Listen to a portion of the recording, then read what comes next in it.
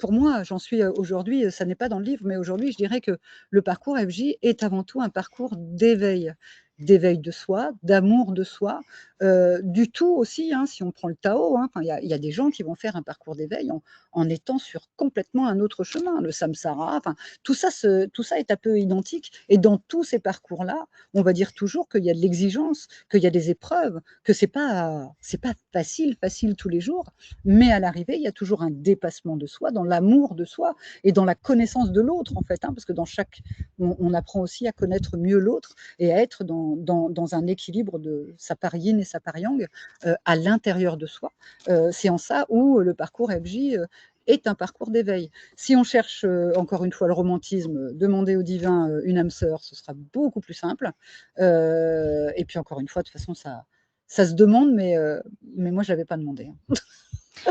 Mais Mm. en fait, si je vais au-delà de ce que tu Mhm. dis, pour aller un Ouais. peu plus en profondeur, et que je traduis un peu entre guillemets, ce que Mhm. tu dis, c'est que le parcours de flamme jumelle, ce n'est pas rechercher sa moitié, c'est rechercher l'amour inconditionnel. Alors forcément, il y a l'union au final, mais intellectuellement Mm. et avec le cœur, j'ai pas le mot qui va, mais le parcours FJ, c'est pas être en couple et être avec quelqu'un, c'est retrouver l'amour inconditionnel. Donc tous les gens qui se disent: «C'est bon, c'est ma FJ, ça va aller», déjà, c'est un premier indice pour dire: «C'est Bah, peut-être pas après votre flamme alors jumelle».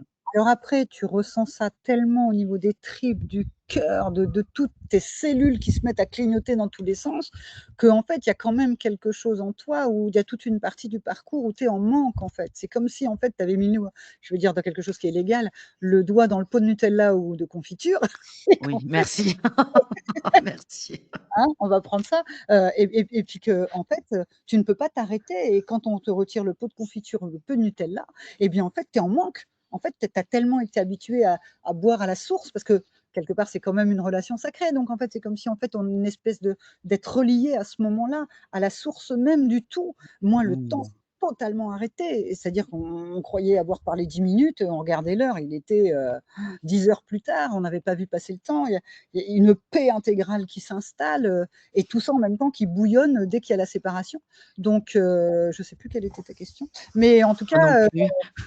c'est pas l'objectif, ça n'est pas de faire couple, ça Mmh. ne doit pas être ce qui te meut une fois que tu es sur le parcours et que tu l'acceptes. La première chose, c'est savoir que tu es sur un parcours et connaître quelle polarité tu es. Et grâce à ça, il y a des exercices.